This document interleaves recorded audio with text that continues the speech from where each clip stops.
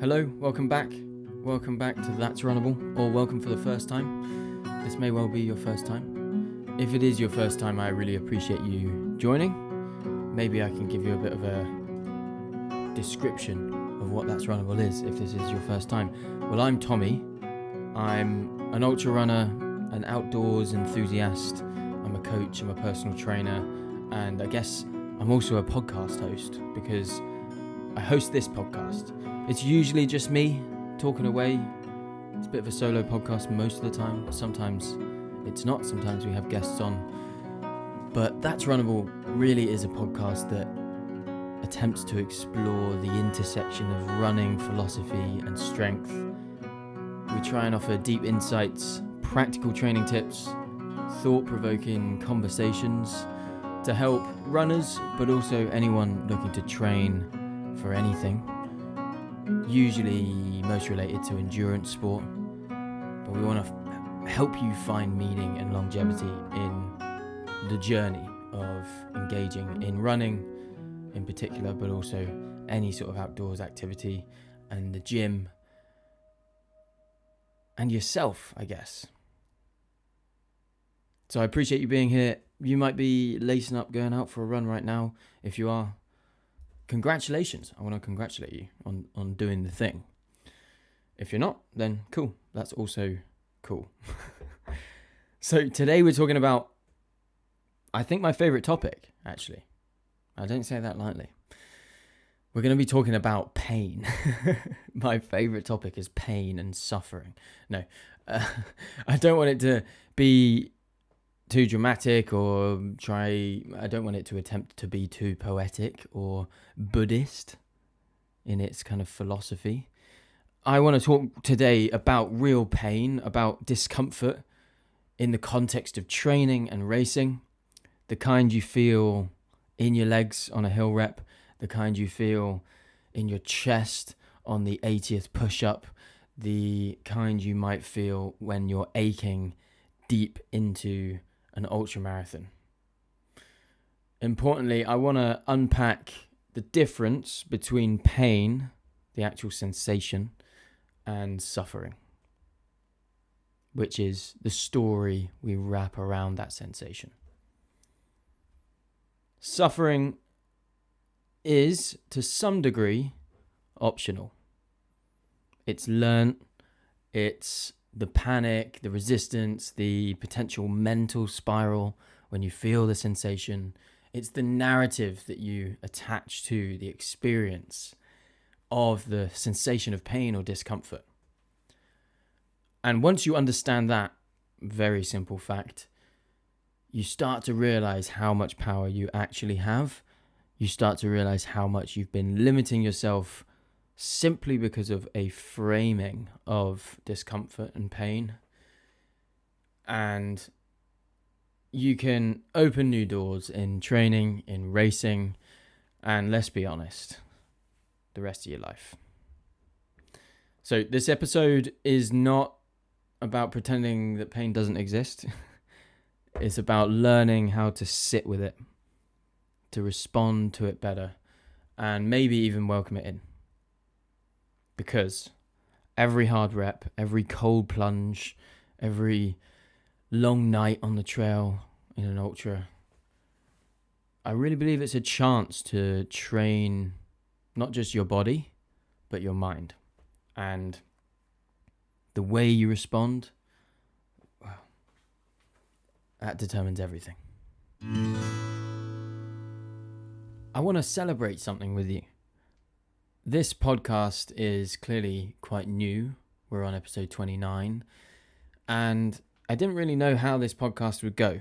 And I didn't know if I'd be able to afford to make a podcast, to be honest. But we have some good news. Innovate have agreed to continue working with us here at That's Runnable. And that's because of you. That's because of your support. And I couldn't be more stoked about it, because I love Innovate and what they're releasing so much. I really think that they're on this trajectory that is just really positive. what they're about and what they make in their shoes. I mean, I've been running around recently in the trail flies, the maxes and the zeros that they've just released of the trail flies, the regular trail flies themselves, and all of the trail talons speeds, and the others that they're releasing. They are just the most responsive and natural feeling shoes on the market, and they're a UK brand born out of the Lake District. They're releasing new attire, so new kit. The Pro range is really top quality stuff, and I'm just really happy to be working with Innovate.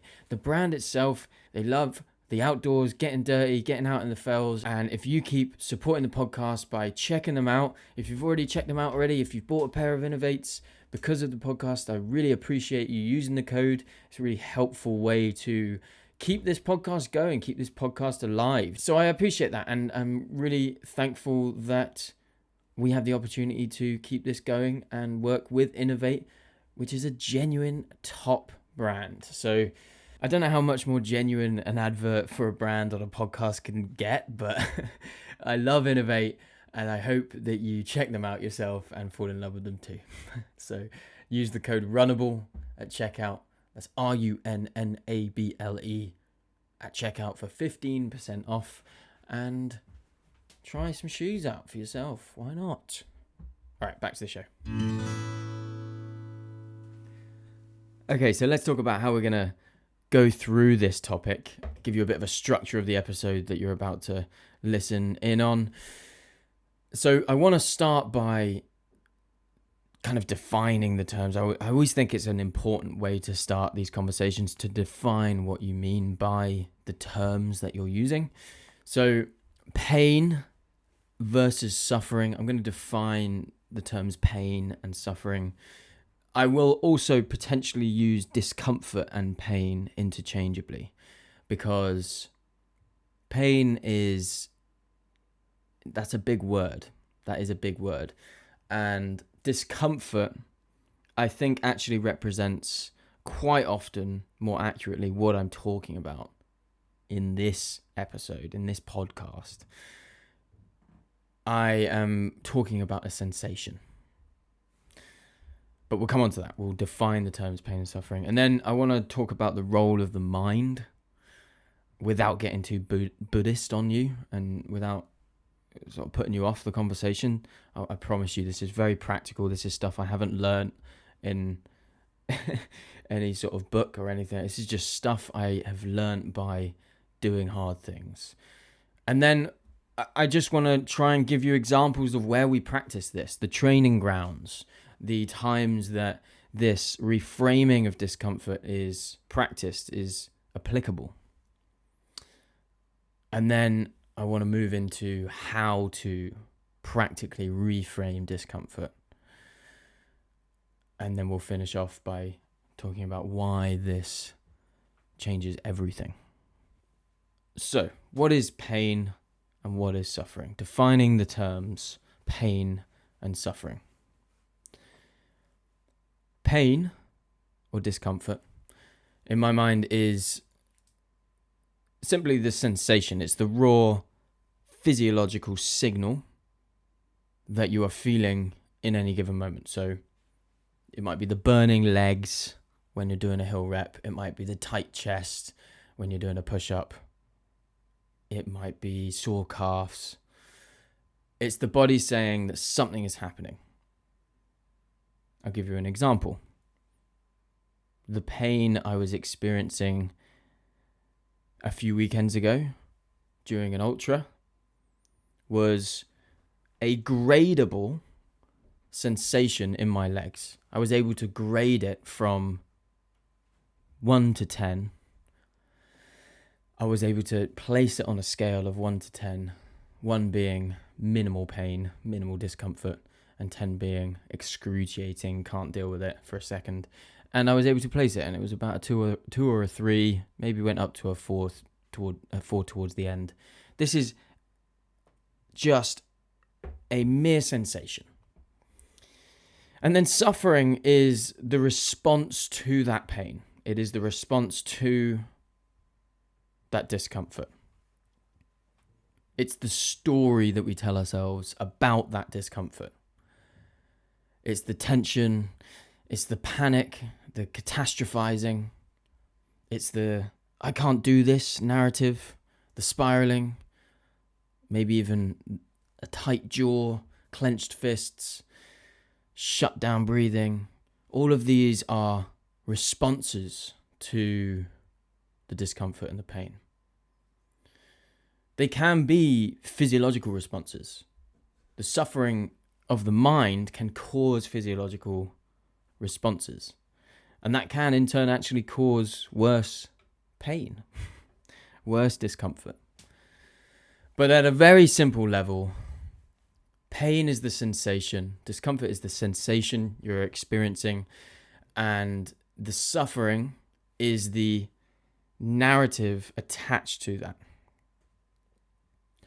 You will always have both. You will always have, where there is discomfort, where there is pain, there is a narrative of some kind. So you will always have a narrative attached to the pain. The question is whether that narrative is going to increase the suffering or potentially alleviate the suffering. And what we are really trying to focus on today, what we're really trying to emphasize the importance of today, is controlling the psychological aspect of things. This is not easy stuff, but it is possible in even very small ways. It is extremely possible to change the narrative, to reframe discomfort in your mind so that your experience of that discomfort, so that your experience of the pain, the sensation you're experiencing, is less easier to deal with, let's say. Easier to endure. And I want to mention that there are actually a few pain studies out there, chronic pain studies out there, that have shown that up to 70% of what people actually experience as pain is actually due to their response to the initial sensation, not the stimulus itself.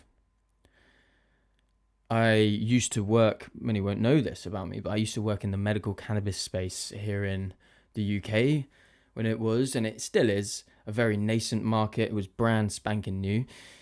Regulations had just been lifted for consultants of certain areas of study to be able to prescribe cannabis. And we built the first import and distribution service of medical cannabis into the UK. And so I could talk for a very long time about that. But what I will say, and my experience from working in that space, is that the doctors who were initially prescribing back then, the pain consultants back then that were actually prescribing cannabis for pain, for chronic pain quite often, explained that it was so effective because it essentially just helped people to experience the pain differently, to care less, to respond less to the stimulus itself, the sensation itself. You had chronic lower back pain. There's all sorts of tensing up, holding your breath, emotional reactivity that can amplify that pain signal and can actually make certain things worse. And so it can help in a massive way. And I think that that's true for anything that's going to help you sort of care less about the pain will alleviate the experience of that pain itself.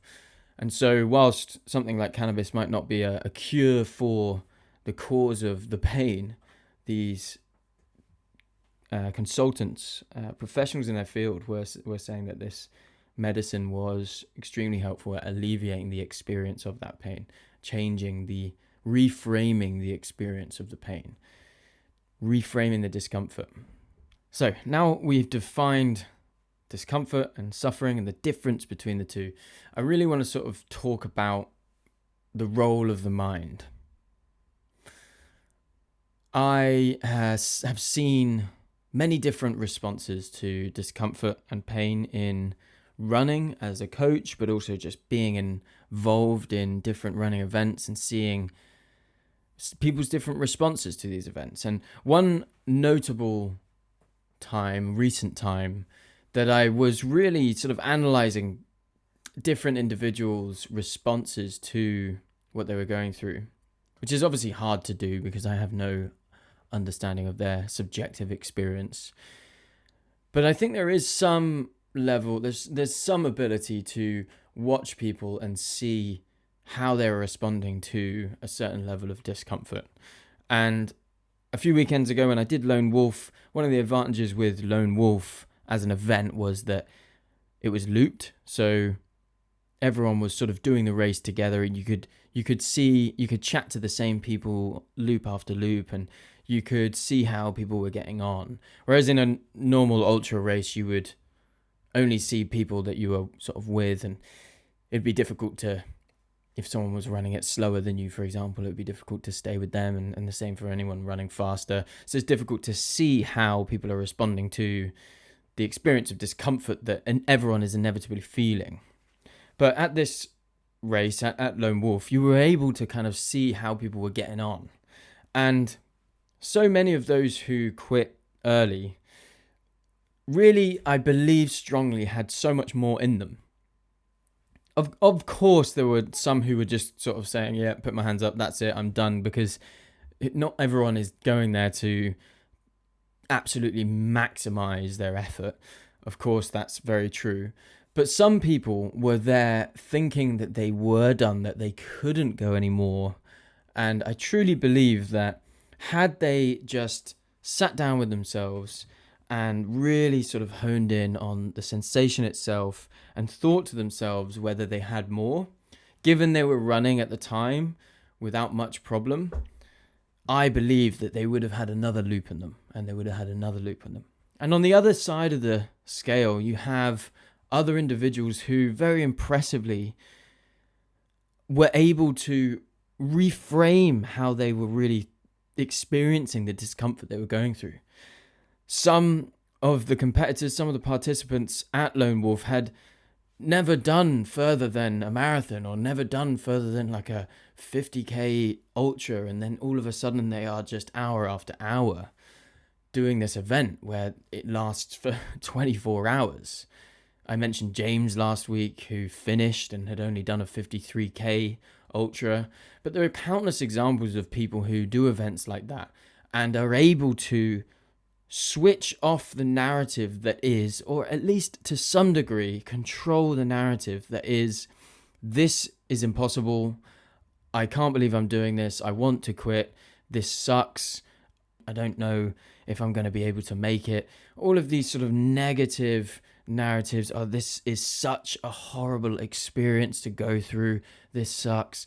All of that is accentuating the suffering. It's just making the suffering of the experience much worse. It's making the pain, the discomfort much worse. You are putting it in a frame. You are framing it as something extremely difficult and something undesirable. Whereas if you are to reframe that discomfort, if you are to just tell yourself different stories, just focus on the sensation mindfully, without the narrative, without the story attached to it, the experience can completely change. And you can realize that actually what you are going through is maybe a 3 out of 10 on the discomfort and on the pain scale. And you start realizing that you are actually capable of dealing with that.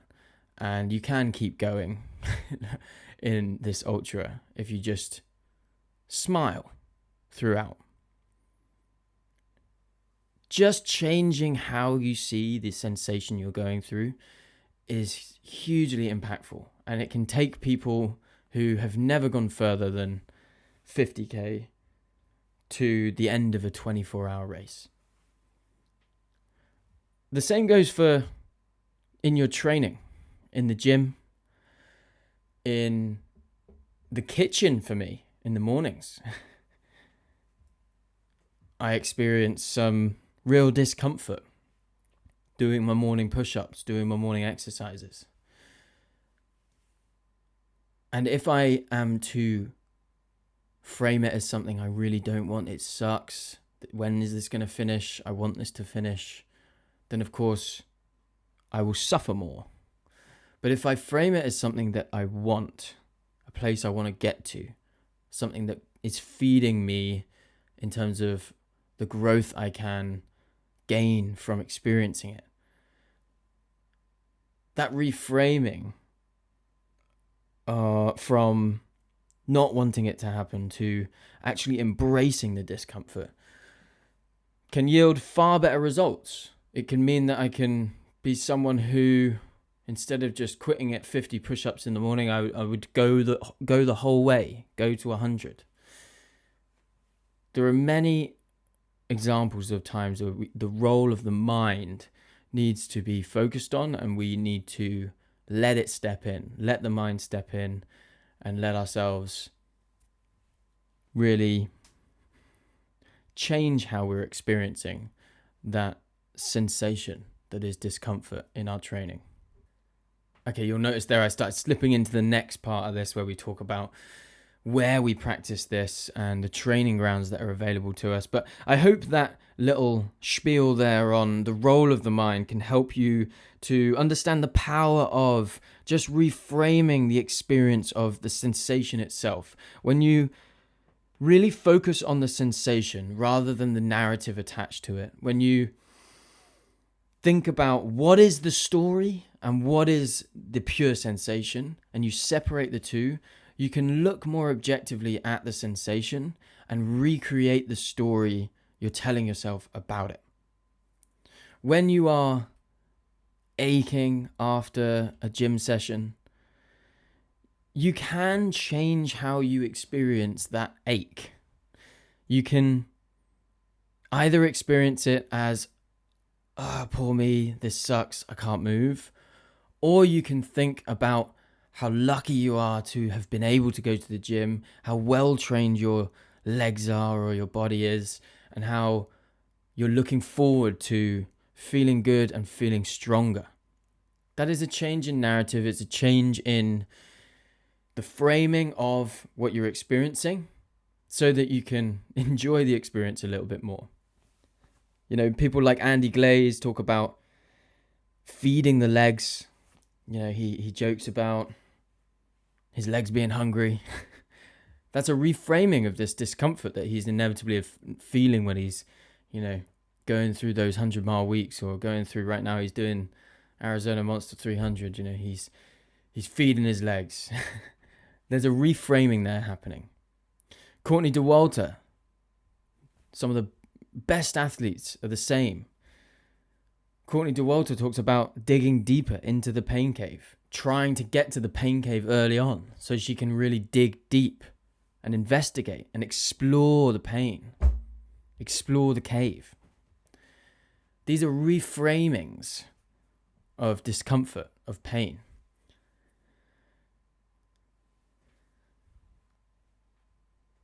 The role of the mind is so important in how you experience these times in your training or in your racing when you're doing hard things. Doing hard things is valuable. It is valuable because it's hard. When your legs are hurting in the middle of a climb and you think, this is unbearable, it becomes unbearable. When you think, this is where I grow, it stays as a sensation and you stay in control. The sensation doesn't go anywhere, but your ability to deal with it improves. And I really believe that those in the top of the game in ultra running, those who are right up there, the fittest of the fittest, the most efficient ultra runners up there, like Tom Evans and Courtney Dauwalter and whoever else I name, there are so many amazing ultra runners out there at the top of the game. I really believe that they are just more capable of being in that place of reframing discomfort.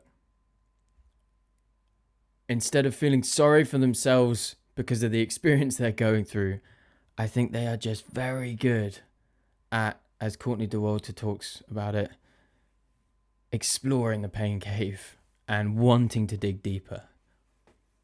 I know that these ultra runners these top elite ultra runners are amazing at that.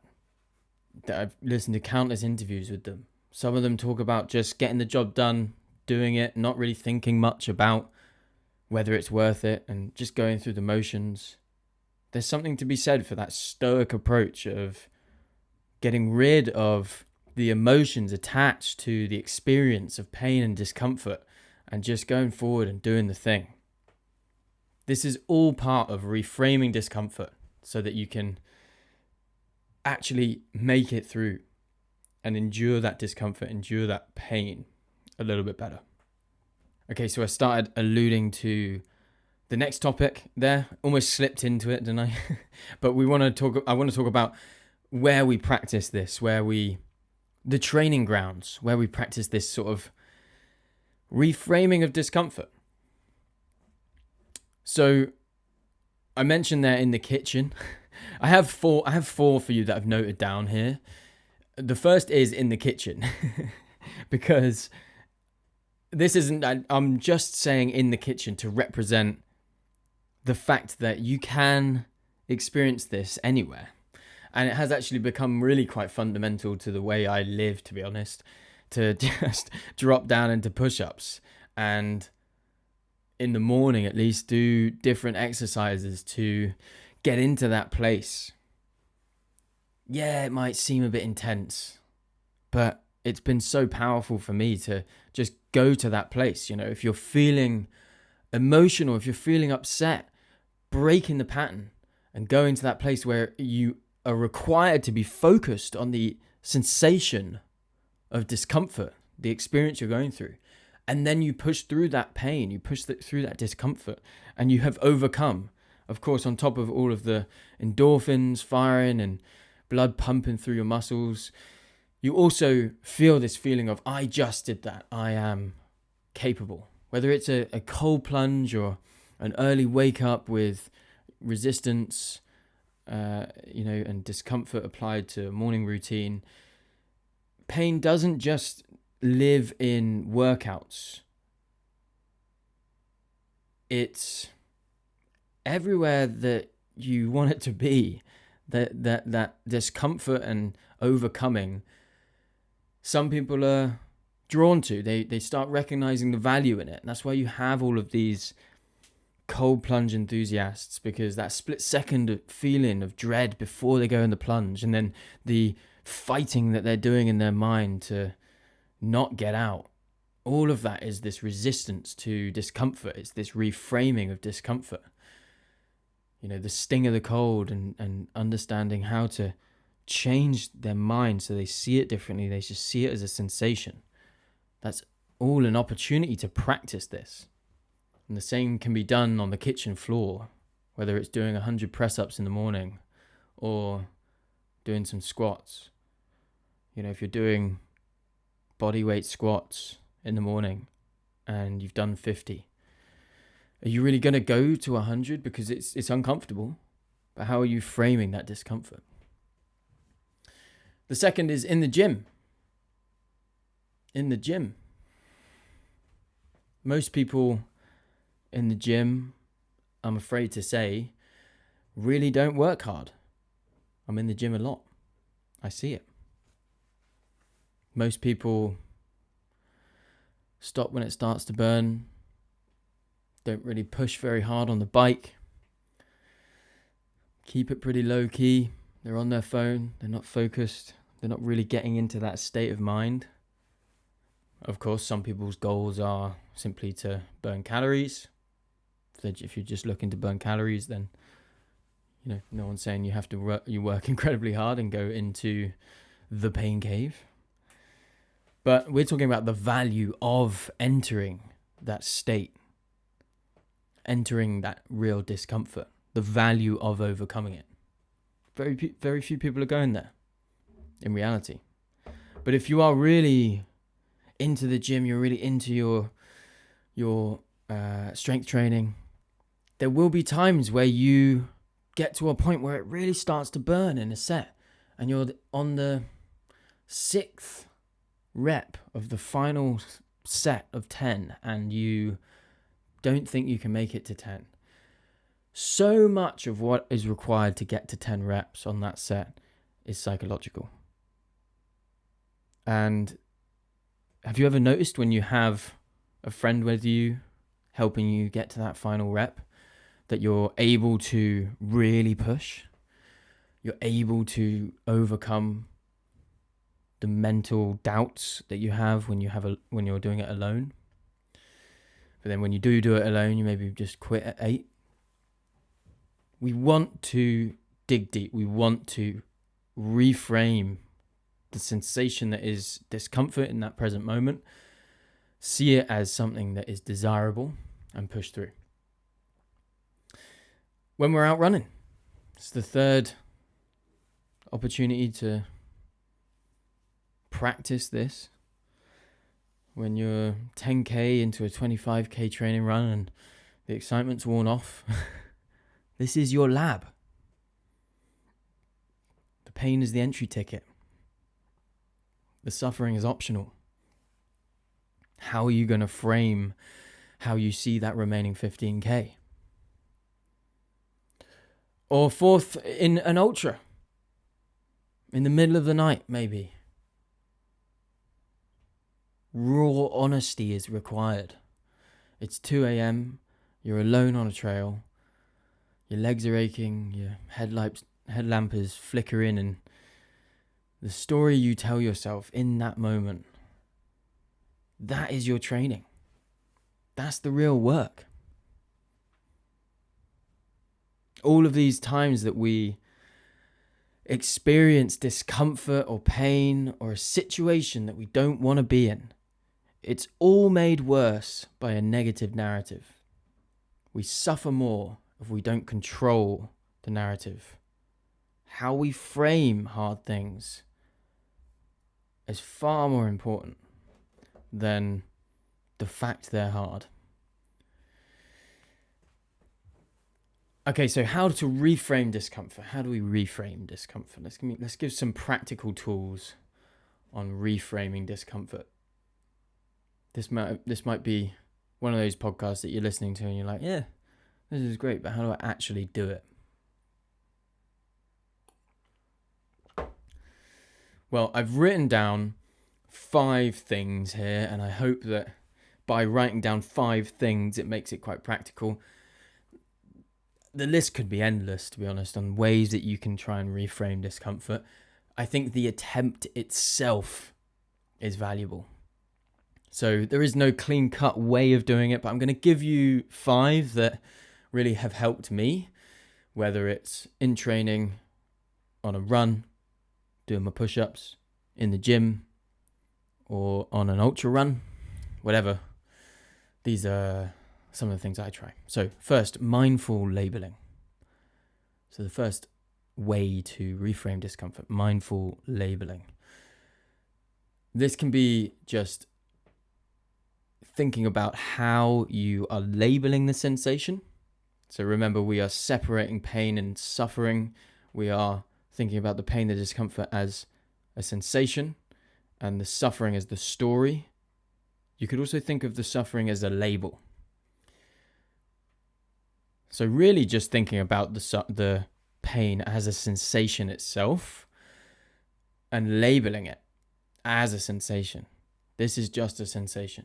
You say to yourself, this is just a sensation. This is just tightness. It's not bad. It's feedback. So there are ways that you can label it differently. Second way to reframe discomfort is to shift language. Shift language. So quite often when I'm either on a long run with someone who's maybe not gone that sort of distance before, or a few weeks ago at Lone Wolf, I heard this a lot. When people haven't gone as far as they are going at that moment, it's totally natural to have negative language about that experience. So stop saying things like, this is awful, this sucks, why am I doing this? And start saying, this is working. This is what I came here for. Start really trying to change the language you attach to the sensation. So instead of I'm dying, say this is where I adapt. This is where it starts. This is where I learn the most. So mindful labeling, shift language, zoom out. Zoom out. Connect back to your why. We talk a lot as runners about your why. Connect back to why you're doing this, the reasons. If you haven't got big reasons, find big reasons. It's so useful to find these big reasons why we do what we do. Remind yourself what you signed up for, why you signed up for what you signed up for.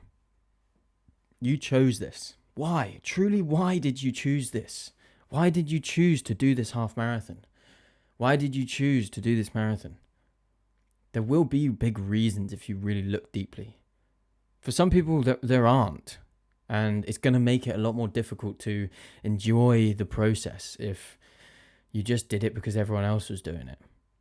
But if you're doing it because you have real, genuine, deep reasons for doing it, like a story about, maybe you have a bereavement story and you're raising funds, or you said to someone who's no longer around that you would change your life for the better, and this is one way of doing that. Maybe you have always struggled with your mental health, and this has been such a massive part of getting you out of a hole, and you do it because you do it so that you can be better for yourself and you can be better for the people around you. Maybe there's just a deep reason that you recognize completely that you won't always be able to do it, and so you're doing it because you can. Whatever the big reason is, remember your why, remember your reasons. So zoom out. And then relax into it. This is actually a very practical one. During an ultra race or any sort of moment where you're feeling real discomfort, soften where you're tensing. Relax. Keep breath open. Train yourself not to resist. It just is. That sensation itself has no judgment. It is just a natural thing. And all of nature just is. There is no judgment. There is no agenda. It just is what it is. You are the one who's attaching any sort of narrative to it. So just let it be. Relax.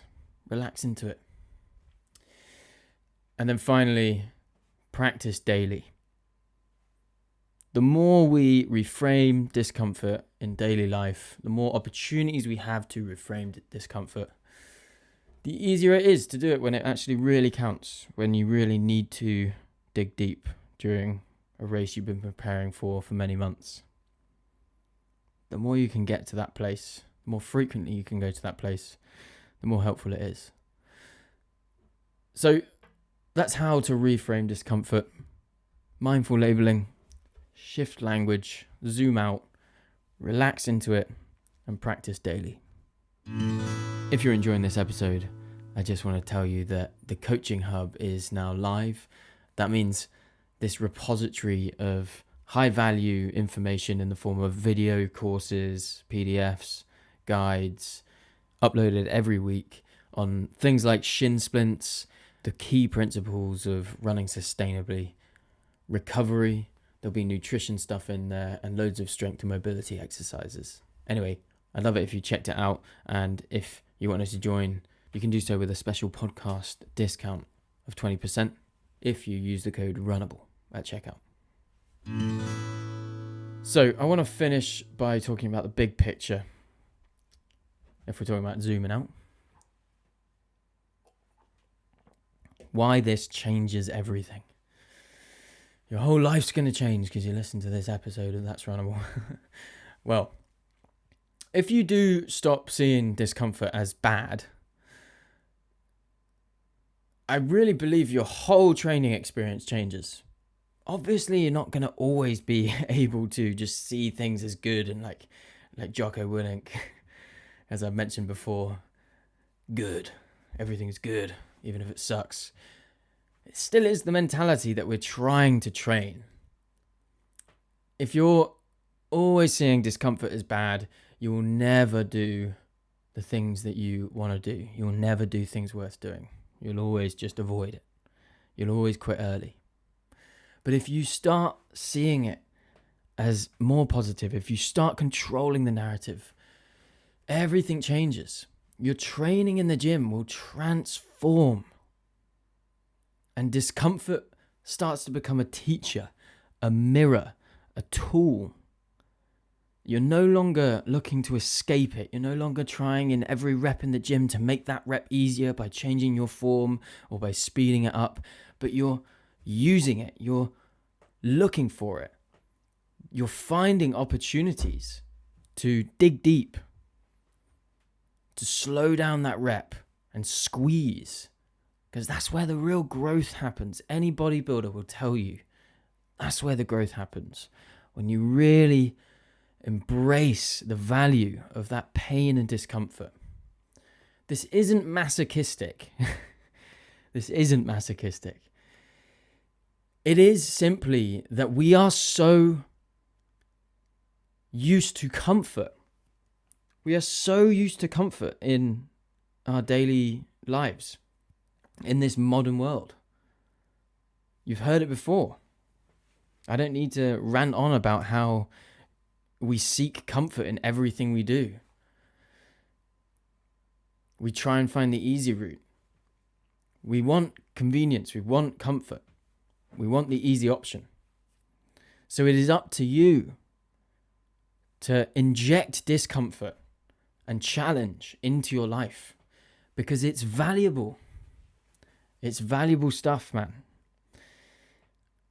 And as we've discussed, you can inject it in your life in the kitchen, in the gym, out running, during an ultra or any other race you're doing.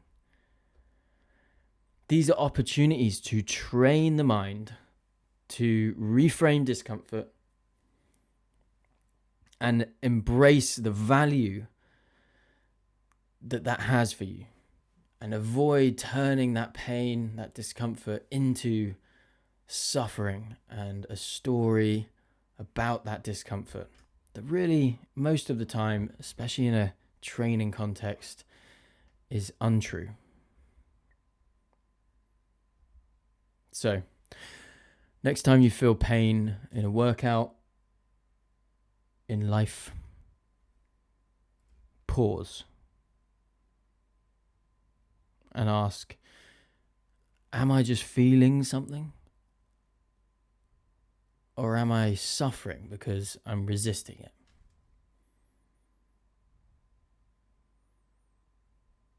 You're not soft for feeling pain, but you are powerful when you stay present with it.